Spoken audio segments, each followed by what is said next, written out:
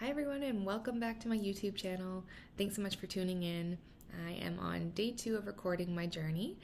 This is also day 22 since I first started tapering my antidepressant. And just as a reminder, I'm on the medication vortioxetine or Trintellix, and I'm at 5 milligrams currently. So to check in, my symptoms of withdrawal right now are, insomnia. I did get about 5 hours of sleep last night, which was great. It did feel like a bit of a light sleep. I heard quite a bit of, my partner moving around in bed last night and noises on the street, so it didn't feel super restful. When I woke up this morning, still pretty fatigued, but no panic in the middle of the night, which is a very welcomed admission. Other symptoms that I'm experiencing, I did have a pretty intense emotional fluctuation today. Out of the blue, I just started feeling very sad, which I cried for, a good 15 minutes. And honestly, after I cried, I felt very good. But it just goes to show you the quick changes in emotions and symptoms that you can experience through withdrawal. Because about 20 minutes after I had that crying episode, I had an extreme bout of irritability, and I was quite snappy with my partner, so if you're watching, I'm sorry.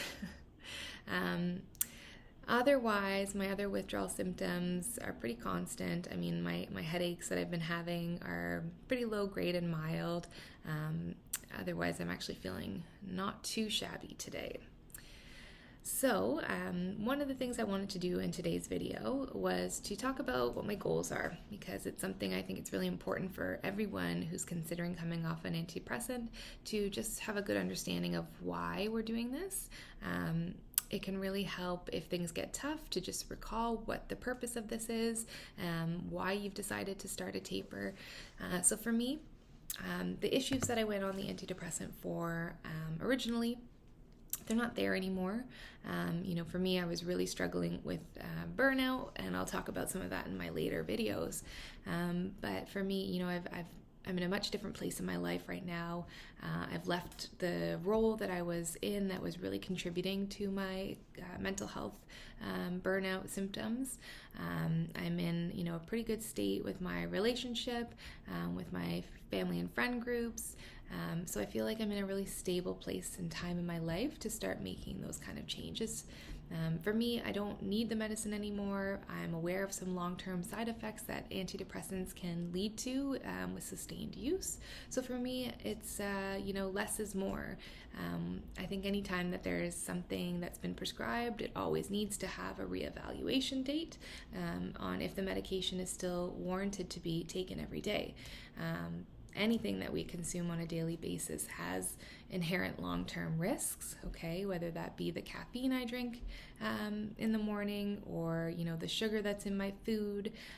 You need to be assessing, at a regular interval if the things that you're doing for yourself are still warranted. So for me, I don't see a need to continue on this medicine anymore, and I think it's time in my life to start coming off of the drug. So that's my reasons to come off of the medicine. For me, I also did have some side effects on the medicine as well that I'm attributing to the medicine at least, which includes some sexual dysfunction, including low desire. So for me, why wouldn't I come off of a drug that potentially is contributing to something that could be taking away from me living my life to the fullest? So that's the goal. If you're considering antidepressant tapering, I would encourage you to think about what your goals are. Why do you want to come off of these drugs?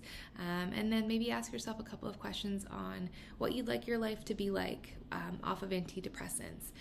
How will you maintain your mental health when you're off of antidepressants? So for me, I'd like my life to basically stay the same as it is right now, minus the withdrawal symptoms.